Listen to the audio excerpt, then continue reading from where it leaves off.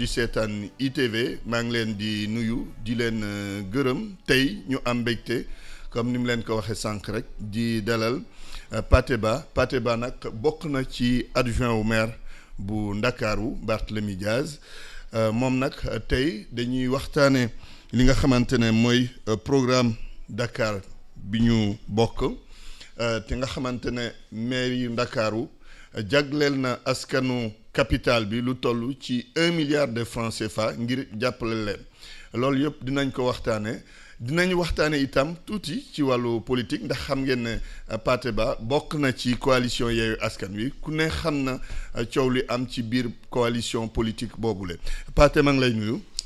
maa ngi lay fay Antoine maa ngi lay fay maa ngi nuyu auditeurs i rajo yëpp yi ñuy déglu fii ci Sénégal. yi ñuy déglu aussi tamit bitim réew. waaw di nuyu particulièrement ak téléspectateurs yi aussi ñu bañ leen a fàtte. di nuyu particulièrement les populations de Dakar. d'accord Pathé comme ni mu ko waxee ca njëlbeen mairie wu Ndakaaru dafa jël lu toll ci 1 milliard jagleel ko askanu capitalu Sénégal. jàpp leen ci fan yu bëri bokk na ci jigéen yi bokk na ci ndaw ñi bokk nañ ci itam étudiants yi ci étudiants yi sax dinañ ci marqué pause bu ñu duggee ci biir débat bi lan moo indi boobu programme fekk itam mais Ndakaaru amoon na volet social. tout à fait jërëjëf Antoine dinaa sawar trop pour tontu ci question bi. ndax ci période campagne bi ñuy dem à la rencontre des Dakarois. Le maire Barthélémy Dias en fait dafa vendroon le programme Dakar bi ñu bokk. maanaam Dakar boo xam ne képp ku nekk ci ñun ak foo mënti nekk da nga ciy gis sa bopp maanaam ñu fexe def de sorte que ne Dakarois bi nekk au plateau Dakarois bi nekk au Fann Point E Amitié ak Dakarois bi nekk Grand Yoff ak Dakarois bi nekk Parcelles Assainies képp ku nekk ci ñoom vraiment ñu jox la vraiment des chances égales. pour que nga dund biir Dakar nekk biir Dakar di fi faj say aajo ni mu waree loolu moom moo tax le programme Dakar bi ñu bokk basé wu sur une vision. Et la vision c'est de faire en sorte que Dakar soit une ville résiliente. Que Dakar nekk benn ville boo nga xam ne dafay jël le capital humain placé ko au cœur des préoccupations et au cœur des politiques publiques. Waaw. Donc vision boobu ambition bi ko lal mooy vraiment servir Dakar loolu moom moo tax le maire Barthélémy Dias vraiment ñuy saluer initiative boobu jagleel plus d'1 milliard de francs CFA ci budget wu Ndakaaru au volet social. Est-ce que nekkul genre doublon parce que am na volet social déjà ci budget mairie wu Dakar wala da ngeen ko particulariser bi yoon. waaw xam nga quand on parle de résilience mooy li ma wax xam nga jamono bu ne ak li mu laaj. xam nga jamono yële ñu weesu ak jamono yi dafa wute jamono dafa gën a nakadi jamono dafa gën a metti te le maire de Dakar est le premier magistrat de la ville donc dafay xool jamono li mu laaj ak li mu méngoo mu def ko. loolu moom moo tax volet social boobu moom bi mu ñëwee daf ko renforcer daf ko consolider te loolu yëpp mu adossé ko dans le cadre du programme Dakar bi ñu bokk. donc au-delà des crédits qui avaient été ouverts pour le volet social moom bi mu ñëwee dafa ne loolu kat baax na waaye on peut aller au-delà. parce que Dakar doit être une ville ambitieuse comme moom ni mu koy waxee loolu moom moo tax mu jëlaat encore limu milliard ci budget wu Ndakaaru dolli ko waat ci volet social bi. donc dinañ ci revenir léegi. ak effort yi mu def yépp dans le cadre de la journée de solidarité municipale bi ñu amal démb à l'hôtel de ville. yéen est-ce que normalement les couches les plus démunies yu nekk fii ci Ndakaaru moom ngeen waroon a cibler mais apparemment c'est pas le cas. Effectivement c'est le cas Antoine xam naa ne xëy na da nga doxantuwul fan yii ñu weesu à l'hôtel de ville. mais boo fa ñëwee da nga fay gis vraiment le Dakarois qui a besoin d'être aidé et les Dakaroises qui ont besoin d'être aidés et je vous assure que c'est pas moins de 105 000 demandes de Dakarois et Dakaroises qu'on a reçues à l'hôtel de ville pour solliciter. yéen da ngeen defoon annonce ñooñu def seen demande wala yéen da ngeen ciblé. nan la demee mbir mi. xam nga ñun Antoine monsieur le maire Barthélémy Dias en fait dafa am une démarche de gestion inclusive.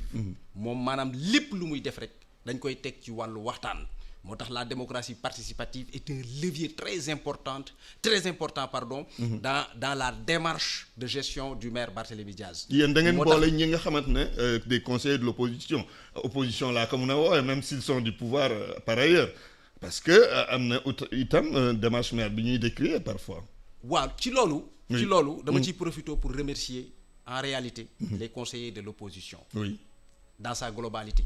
Parce que les gens dakarois yi ak sénégalais yi dans leur majorité ils ont tendance à croire que au niveau du conseil municipal ñaari pôle rek ñoo fa am déedéet c'est-à-dire au-delà des conseillers de Yewwi et des conseillers de Benno Bokk Yaakaar au niveau du conseil municipal il y a d'autres pôles qui sont représentés donc c'est un conseil municipal qui est pluriel donc dañuy jaajëfal ñoom ñëpp dañ leen di remercier parce que bi ñu wootee pour autoriser le maire Barthélémy Diaz pour mu def des virements de crédit pour mu def une autorisation spéciale pour ñu mën a jagleel ce milliard là au Dakarois ñoom ñëpp ils ont répondu présent et ils ont voté dans leur écrasante majorité ñu nekk Benno ñu nekk ñëpp du ma wax ñu nekk Benno rek damay wax ñëpp parce que dama koy rappeler une fois encore le conseil municipal de la ville de Dakar est multipolaire donc il faut pas que ñu yemale débat bi ci Benno ak ci Yewwi Askan Wi am na yeneen pôles yu fa représenté et par respect pour ces pôles là il faut que parfois ñuy fàttali loolu donc c'est une démarche qui est inclusive Antoine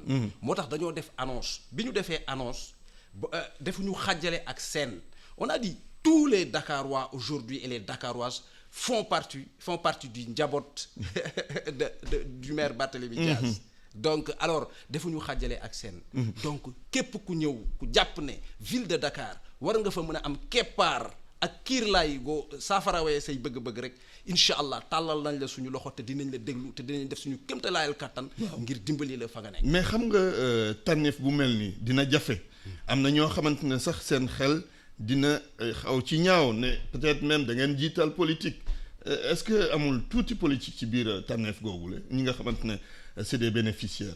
déedéet Antoine loolu moom damay rassurer léegi Dakarois ak Dakaroises yi ñuy déglu. Et là je salue la commission sociale l'effort de la commission sociale de la ville de Dakar à travers l'adjointe au maire madame Ngoné Mbengue et son staff donc nous avons ratissé large moo tax dans toute la communication qu'on a faite pour ce programme là amul benn yoon boo déggee ñu wax politique on parle de Dakarois et de Dakaroises peu importe les bords politiques donc parce que ñun li ñu dénk na am c'est à travers la coalition Yewwi Askan Wi lañ ko amee mais bu ñu ko xësee ba am ñun équipe municipale bureau municipal Dakarois ak Dakaroises yépp lañu le maire Barthélémy Diaz est le maire de tous les Dakarois peu importe le bord politique donc yëfi politique moom nañ ko tegee nële ndax la journée de solidarité ña fa ñëw ak ña fa déposer seen demande amaana sax ils n'ont pas voté pour la liste de Yewwi Askan Wi donc loolu nañ ko tegee nële te xool li nga xam ne vraiment moo sous-tendre cette démarche là. ñaata nit ñooy bénéficiaire ci programme boobu la. waaw nous avons reçu comme ni ma ko waxee ci njëlbeen 105 000 demandes. par rapport à l'évaluation qu'on a faite. loolu mooy demande yi. maintenant hier à la journée d'hier. waaw nous avons distribué à 5000 bénéficiaires. jot nañ seen ndimbal léegi nag ndimbal li nga may ma foofu tuuti Antoine. dafa divers. ndimbal li c'est pas uniforme maanaam du benn mbir rek la ñuy jël jox la. parce que xam nga ci programme Dakar bi ñu bokk. Antoine. monsieur le maire Barthélémy Diaz dafa ne dañu bëgg a fexe Dakar nekk une ville économique à fort potentiel social maanaam dañoo war a méngale koom gi ak social bi. ñu jël l'humain doomu aadama. maanaam placer ko ci njombaxtalu. lépp lu ñuy def ak lépp lu ñuy démarcher. moo waral tey jii. monsieur le maire Barthélémy Diaz ne du yam rek. ci jox doomu aadama yi mbir moo xam ne ndimbal loo xam ne dañ koy jëfandikoo benn fan rek mu jeex. moo waral ci ndimbal li ñuy joxe ay machines à coudre. oui ñuy joxe ay tricycle. et tricycle yi damay def foofu benn full stop ñëpp xam nañ ne Dakar aujourd'hui dafa am problème de mobilité. avec les embouteillages. te la ca ëpp le transport hippomobile moo koy indi. maanaam charrette yi ñoom ñoo koy indi. donc le maire Barthélémy Diaz à travers le programme Dakar bi ñu bokk dafa ne moom bu ñëwee. dana def kéemtalaayal kàttanam pour réduire au maximum la circulation de charrette à Dakar. loolu moom moo waral ci programme bi ñu indi ay tricycle pour jagleel ko. charretier yooyu. donc waxtaan nañu ak ñoom d'accord nañu ak ñoom ñëw nañu wuy suñu démb te commencé nañoo procéder au remplacement de ces charrettes là. am na itam ay congélateurs. ñu bëri xam nañ ne aujourd'hui nos braves dames mareyeuses sont vraiment des agents économiques yi nga xam ne vraiment ci tissu économique bu Dakar kenn mënu leen ci génnee moo tax ñu jox leen ndimbal loolu. donc am na itam ay scooter yu nga xam ne jaxleel nañ ko suñu jeunes yi nga xam ne ñoom ñoo nekk dans la grande distribution à travers la livraison ñu koy woowee communément cak-cak. donc yooyu noonu yëpp c'est vraiment des efforts à saluer. Des efforts à saluer yéen contexte bi nañ wax ci contexte bi yéen da ngeen def loolu fekk ñuy waajal élection législative am na ñu jàpp itam c'est de la com politique parti. waaw xam nga tey jii mooy li may wax rek ñun moom wax dëgg yàlla. parce que la coïncidence est troublante nag. déggal Antoine. non Antoine xam nga. dama ko dégg rek moo tax ma lay interpeller ci mbir moomu.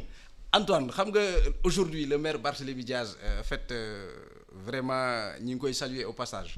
c'est un homme politique d'envergure nationale. waaw donc tey jii acte bu mu posé rek. mënoo cee génne un relan politique. donc ñiy wax loolu xëy na am na fu ñu ko teg. waaye moom boo dégloo ci ay waxam moom wax na ko nee na quand il s'est agi de faire un combat politique il l'a fait. maanaam ba politique jotee def na ko. et le 23 janvier yaakaar naa Dakar waaye dans leur écrasante majorité jox nañ ko ndam li donc actuellement nii moom nekkul ci temps wu politique ci temps wu liggéey la nekk. donc ñiy wax loolu xëy na dañoo ko mën na nekk ci politique du ko wone mais subtilité politique ñëpp xam nañ subtilité am na ci politique itam parce que xam nga reproché nañ président Macky Sall ne ko 43 milliards yi ngay distribuer transfert cash yi loolu itam politique la yéen est-ce que defu leen ni moom. déedéet mukk bokkul sax. lu tax bokkul. comme yàlla ak yàlla. déet moom. dinaa la wax 43 milliards da ko jagleel askan wi yéen ngeen jagleel milliards yi askanu Dakar. dinaa la wax lu tax. gis nga bu ñu naxante. un ménage nga jël ko comme agent économique nga jox ko 80 000 francs.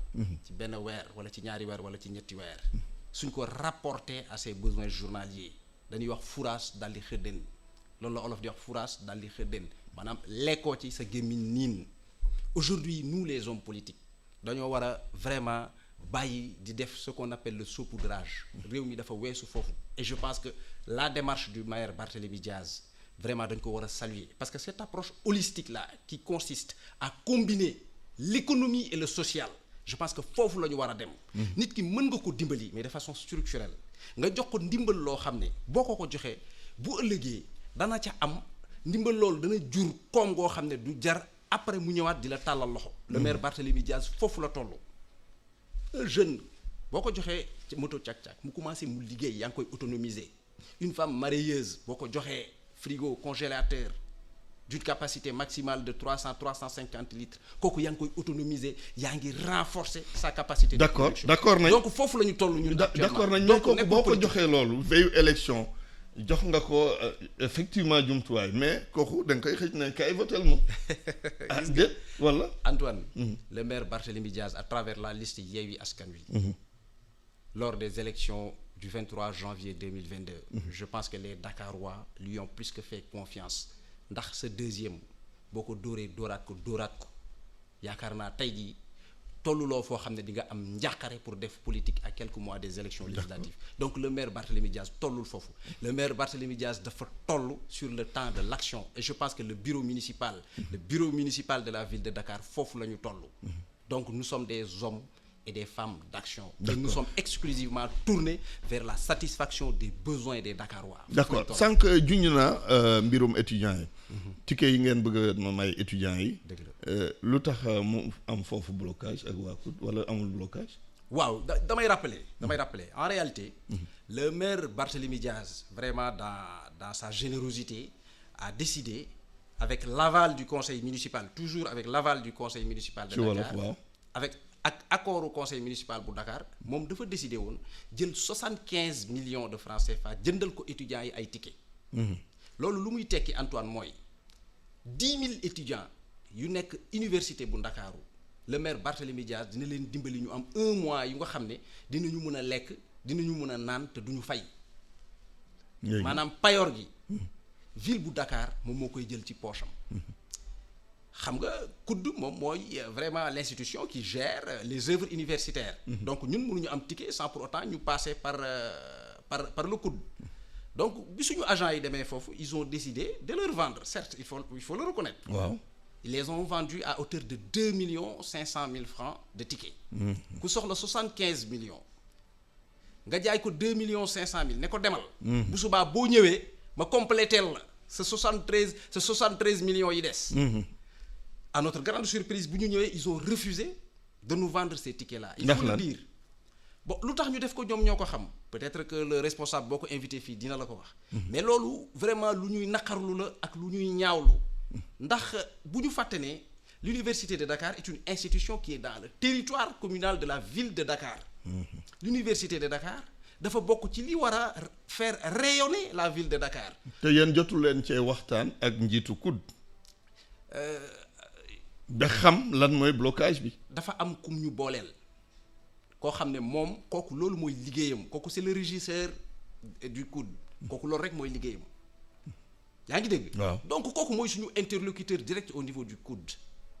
donc ñun ci kooku la ñu dem directement ñu waxtaan ak moom et je rappelle que juguñu rek dem fa on a eu au moins 2 à 3 séances de travail ak ñoom ba ñu jox ñu seen accord de principe. ñun ñu dem jàpp ne l'affaire est réglée. bi ñu ñëwee nous ont dit ok on vous donne un premier lot vous allez prendre en charge les urgences vous revenez le jour suivant et on vous le complète. À notre grande surprise quand nous sommes revenus ñu ne ñu vraiment nous sommes dans l'impossibilité de vous donner le reliquat et c'est malheureux et c'est dommage et ça c'est fait aux grandes dames des étudiants dakarois. Donc vraiment loolu lu ñuy déplorer la lu ñuy naqarlu la et du ñu yam foofu parce que yaakaar naa ne. waa COUD vraiment le maire Barthélémy Dias n'est pas beaucoup plus sensible que ñoom sur les conditions de vie et d'études des étudiants. Je pense qu'ils vont revenir à la raison. Et ce problème-là sera décanté et nous le souhaitons. Très bien ñu boucler chapitre boobu dugg ci chapitre investiture yi yéen Yewwi fu mu nekk nii am ngeen ay jafe-jafe ci wàllu investiture ñu commencé ci liste mu Dakaru liste non paritaire foo leen tollu ci problème boobu d'abord laa bëgg a xam. waaw problème boobu bi mu amee loolu mun naa ne sax du problème parce que c'est un fait. bu fekkente ne respecté wu leen parité problème la loi bi dafa ne boo investir góor investir jigéen wala boo investir jigéen investir góor yéen respecté wu leen loolu. Antoine c'est-à-dire il faut pas que ñuy tromper l'opinion. kuy tromper opinion. beneen camp bi. parce que dinaa la wax lu tax. voilà parce que aujourd'hui nous ne sommes pas parce que démb dégg naa dans une certaine presse un ancien ministre de la République dire que la liste devrait être invalidée. Loolu c'est une déclaration vraiment malheureuse. que nous regrettons vraiment surtout bu jugee ci kilifa gu toll ni kooku. mais vraiment du ñu bett ndax c'est un camp qui nous a toujours habitués à des déclarations va-t-en-guerre. mais fii yëf yi toll nii. La DGE est en train nous sommes dans les délais. yéen a ngi ci délai yi. ñi ngi ci délai yi ñi ngi liggéey. Ce qui s'est passé la dernière fois elle est regrettable. ci wolof waaw. li xew la dernière fois vraiment dafa naxarlu. ndax le maire Barthélémy Dias il n'est pas c'est le premier magistrat de la ville de Dakar comme on a l'habitude de le dire. Donc je pense que jugul pour yàq jugul pour yee fitna. waaw mais du mandataire lu muy wuti direction générale des élections. C'est un candidat. xam nga loi bi aussi dafa leer Pathé candidat la mais bu candidat yëpp jógoon dem direction générale des élections muy ce serait le désordre mais mandataire ñoo am accès foofu. Antoine ci commission bi. Antoine du ma gudd ci wax ji. li ma bëgg a wax rek xam nga mooy lan. mooy le maire Barthélémy Dias bu muy déplacé wu di dem foofu. C'était pas pour rencontrer le DGE. C'était pour lan. C'était pour rencontrer nous notre mandataire. Parce que moment yi mu fay dem xaaral rek maa ngi ñëw moment yi mu fay dem. nous notre mandataire était sur les lieux.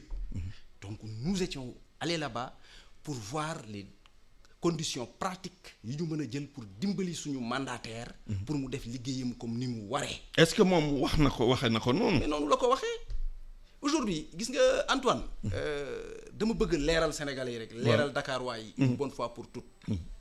Le maire Barthélémy Dias c'est le premier magistrat de la ville de Dakar.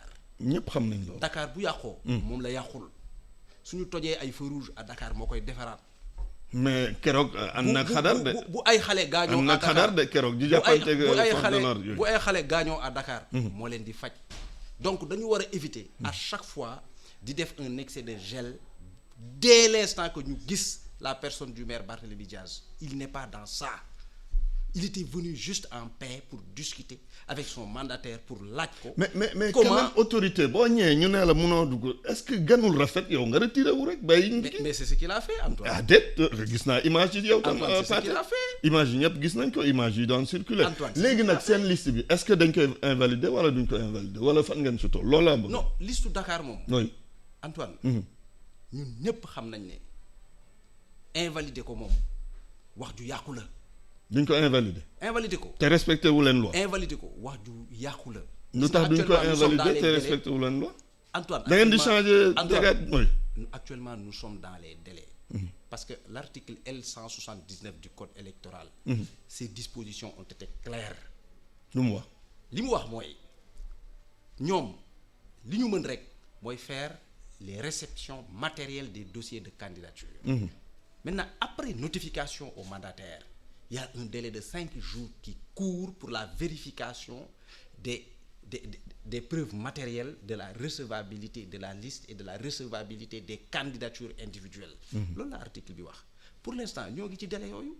Maintenant dès l'instant que ñoom ñu notifier ñu les griefs qui sont faits à notre liste nous avons 72 heures pour rectifier ces griefs-là. Et retourner la liste. léegi donc pourquoi ñoom ils s'empressent. oui di wax invalidation. mais beneen laaj parti yéen ak ñi nekk seen coalition car macha allah ku mel ni Khalifa Sall am expérience politique bu wóor naka ngeen mën a investir ignorer parité. loolu laay bañ a dégg Antoine. ah looloo am di. gis nga nous n'ignorons pas la parité. La parité est une loi. Bien vrai que ñun. loi bu ñu war a respecter. Bien vrai que ñun nous considérons que cette loi est à parfaire. Et bientôt dinañ ci def ay propositions. Mais c'est une loi qui est là. Cette lex dura lex. Et nous, dans toutes nos listes, nous avons respecté la parité. Sauf bu Dakar. Et pourquoi? C'est là où il faut poser la question. Pourquoi nit ñi di agité wu? Pourquoi l'autre camp s'agite sur la liste de Dakar? Mais c'est la question qu'il faut dafa se nekk poser. ay faits yu ñuy gis. loolu dinañ ko mooy li ma la wax Antoine. xam nga gis nga. il faut que ñu revenir à la raison tuuti. comme on dit l'occasion fait le larron. xaw ma nag après noo koy traduire en wolof bien en séeréer comme on dit l'occasion fait le larron. ñoom seen yaakaar yëpp. ak seen ñaan yëpp. mooy le maire Barthélémy Diaz à travers la liste Yewwi Askan Wi bañ a participer ci élection législative. parce que da ngeen jàpp ne da ngeen gagné élection yi Dakar. déedéet dañoo jàpp rek ne Dakar waaye yeewu nañu. que Dakar xam na bu baax ñan ñooy xeex pour njariñam ak ñan ñoo xeexul pour njariñam. d'accord loolu kese lañ jàpp. léegi ñu jeexal ci critiques yi contre Khalifa Sall ñu bëri dañ naan dafa comploter contre ñu je parle des leaders ñu nekk seen coalition maître Moussa Diop tey sax war nañ def je pense que conférence de presse sëñ Mansour Sy Djamil ñoom seen noo gisee yooyu critique ak Saliou Sarr bu génne itam pour défendre Khalifa. waaw en fait man. Vraiment là je porte vraiment ma toge d'adjoint au maire de la ville. Je porte vraiment ma casquette d'adjoint au maire de la ville de Dakar. Pour ñaan ñëpp ñu dal. Ndax coalition Yewwi Askan Wi coalition bu mag la du coalition bu ndaw. Coalition buy cristalliser espoiru sénégalais yëpp la. C'est une demande sociale du peuple sénégalais comme on a l'habitude de dire. Donc bu ñu génnee ci investiture yu mel nii ak coalition bi dayoo bi mu am ak le nombre de personnes à investir sur les départements et sur les listes nationales sur la liste nationale. C'est normal que mooy am ay frustration. C'est normal que ay nit ne man kat nii laa gisee wu ma nii c'est normal c'est le choc des ambitions. ndax loolu du leen yàqal. déedéet loolu mënuñoo yàqal.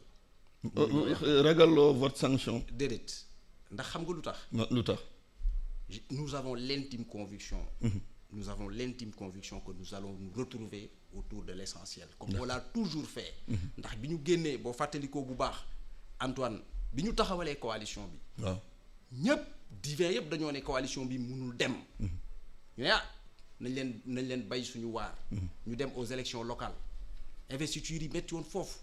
parce que foofu c'était des milliers et des milliers de candidats qu'il fallait investir booboo gënoon a metti biñ ci jógee y a eu beaucoup de frustration waaye yàlla suturaal nañu ba nous sommes tous revenus à la raison et fii itam yàlla dinañu fii moo ëpp enjeu de fii itam ak enjeu yi lu mu metti Antoine nous allons nous retrouver autour de l'essentiel et l'essentiel c'est quoi c'est de tirer dans le même sens c'est de faire en sorte que Sénégalais yi li ñuy dund nii en 2024 mun a jeex que Sénégalais yi li ñuy dund nii Assemblée nationale bi bu ñu fa demee avec la cohabitation bi nga xam ne odeuram léegi waxatuñu sax yaa ngi wax cohabitation de te dara demagul Antoine d'accord incha allah loolu mooy am jërëjëf xam nañ ko jërëjëf Pathé Ba waxtu bi jeex na ma lay gërëm di la sant di rafetlu sa teewaay fii ci iRadio ITV mu nekkoon ganu matinal bi Pathé Ba nekk adjoint au maire de Dakar Barthélémy Dias yéen auditeurs yi ak téléspectateurs yi maa ngi leen di gërëm di leen sant. Boy